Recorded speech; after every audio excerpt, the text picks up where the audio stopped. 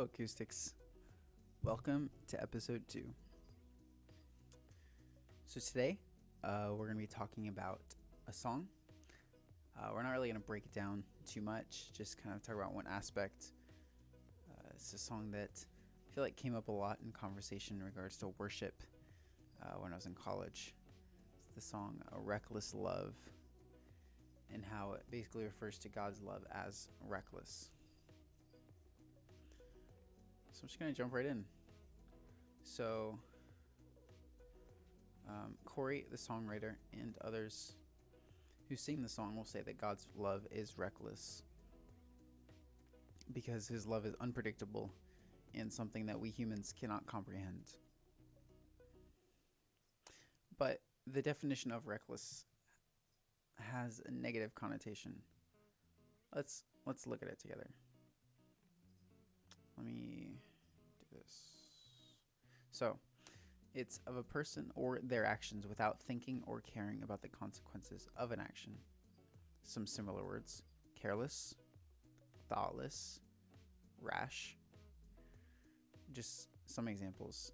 As you can see, it kind of has a bit of a negative connotation. So, referring to God's love as reckless, I think would imply that God doesn't consider the consequences of his own actions, which just is not true. God plans out everything with intent, which we can see throughout Scripture. Maybe you could argue that God's love is reckless because we can't comprehend it. But I still think reckless means more than just lack of understanding of the recipient. I choose not to lead the song. Actually, replace the word reckless with something like relentless or selfless, because I think it's more fitting, even though relentless kind of means the same thing as overwhelming, never ending. But it rhymes and it starts with the same letter and seems the same. So I think it flows well.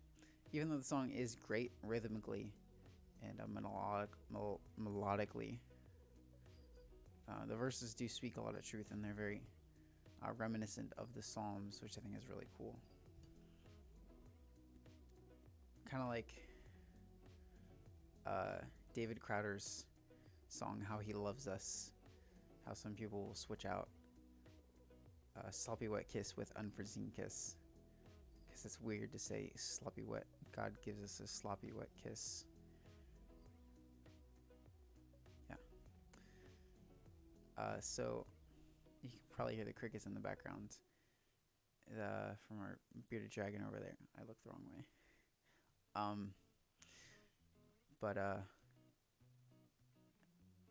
Yeah, it's really loud for me. I don't know if it's coming through here, my mic at all. Guess you'll find out. Guess you probably already know. But also, I think I fixed the frame rate issue a little bit. I'm sorry if I'm jumpy. Sorry if it's distracting. But let's continue.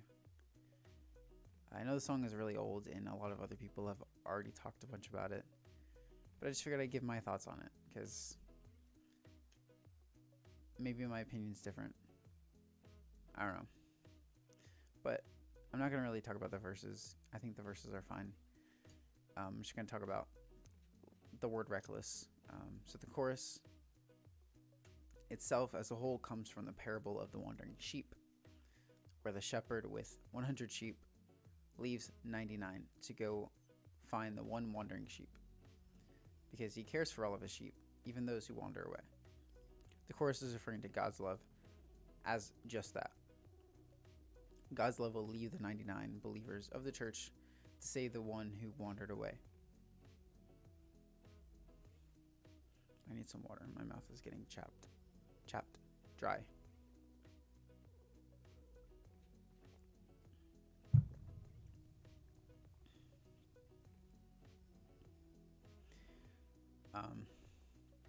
So I think that though it seems strange for God to leave more people to get one person, could be reckless, inconsiderate of the larger group who was faithful and trusting of him. But I don't think that's what this parable is about at all. Sheep thrive in packs, which means that there must have been something significant to cause this one sheep to leave, wander off. Similarly, similarly to how when you have a group of believers lifting each other up, encouraging each other, one person leaves, someone must have said something detrimental must have happened to cause them to wander off, to leave. The shepherd didn't completely leave the 99. He might have physically left them, but they weren't out of mind. He knew that as long as they were together, they would continue to stay together. The one sheep needed to be saved because that sheep was lost. Another example, I don't know if this is a good example, but I'm going to give it anyway. You have 10 kids playing in the street, playing in the front yard, on a busy street. One of them runs into the street to get a ball or something. You run out to go get that kid. You're not going to look back at the other kids. You know that there's a sense of trust there, that they're together, they're safe where they are. They don't need to run in the street, and they trust you to go out and save the wandering child, the child that ran out in the road. I don't know if that was good, but there it is. First Corinthians 1, we see God's love being referred to as foolish to those who are perishing and to the Gentiles. But I think that implies there is a lack of understanding from these people because they cannot and choose not to follow God and study his word. Even if God's love is foolish, Paul says that God's foolishness is wiser than men. So we probably can't fathom God's foolishness. It just seems normal and wise to us. I do like this song. I think some of it does use the Bible well and communicate God's love in a powerful way. But I feel like the way that is gone about creating a new way to express God's love, changing up the words from Scripture, I don't think reckless is the best choice of words here. I just think it just wasn't ideal in regards to the biblical context of God's love. I'm going to continue not to lead the song and not use the word reckless when I sing it, because I just don't feel comfortable saying that in regards to God's love. If you want a more in-depth biblical and theological breakdown of the song and Corey's response to his reasonings for referring to God's love as reckless, I highly recommend watching Mike Winger's video. He made a more in-depth study on this idea. So I'll link it in the description so you can check it out. So that's pretty much all I had for that. If you want me to do other songs, I would love to check other songs out and break them down. I break them down more than I did this one. This is kind of just a simple thing that I wanted to do, but I would love to try this more in depth with other songs. So now I'm gonna go to my advice segment. So my advice to you is how to record your own music from a beginner writer.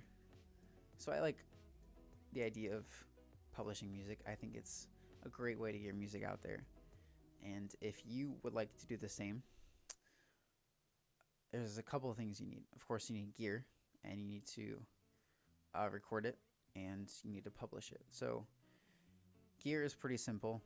All you really need is computer or device to digitally have it. I mean, you could just record it from your phone. It might not be the best quality, but I mean, it'll get the job done. But really what you need is an audio interface and a microphone.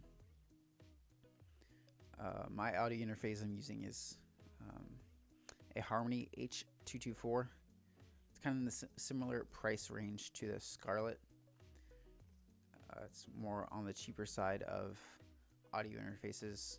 Very simplistic, not much flexibility and upgradability, but does have some simple features just to get you started. Has a few inputs, a few outputs. The interface is a little weird. It takes a while to get used to, but I mean, all around good start to get you going. I'm actually using a amp mixer to get a little extra inputs if I need them. If I want a guitar, bass, microphone, all that jazz, I have it there. And for my microphone that I'm using, it's kind of on the cheaper side of audio file microphones. This is a MXL 770. It's a condenser microphone. Of course, if you have a condenser microphone, you're going to need some sort of way to, I forget the term of this. I know there's a term for it, but the 48 volt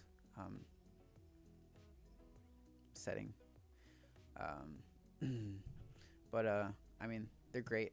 They just need a little more EQing, a little bit more ability to kind of capture your voice. Of course, pop filters. I mean, you need that for either dynamic or a condenser. Let's get rid of some of those p's, the p's, and the b's. This actually came in a kit with a desk arm and a pop filter with it for a good deal on Amazon, which I will find and link in the description if you want to check it out. But yeah, I mean, gear is pretty simple. You don't need a whole lot. And for recording, I use Audacity. It's a free program. It has plenty of features. It has more features than you'll need. It has EQs, reverb, all that kind of stuff. You can cut, paste, chop up your music. You can record multiple segments at a time or in a group. It's really handy. Takes a little bit getting used to, but it's really easy to use, I think, and it's free, so can't go wrong with free. Speaking of free, another way that you can publish, or a way that you can publish your music, is you can just put it on programs. I think some allow you to do that, but if you want to make it a way to make money, you're going to need some sort of publisher or distributor to be able to do that. So I have found a free program. It has a pro version, but right now I'm using the free version. It's called Amaze. It lets you upload your recordings. So I'm going to try it with this podcast where I'll upload a audio version and post it there to distribute to Spotify, Apple Music, a few other places. The only issue with the free version is it reviews it for like a month before it posts it, which is fine, I guess.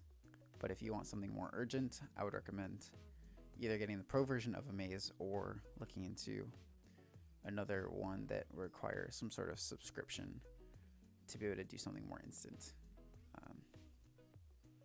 But yeah, that's all I have. So if you have any questions, anything you want me to try, or anything that you think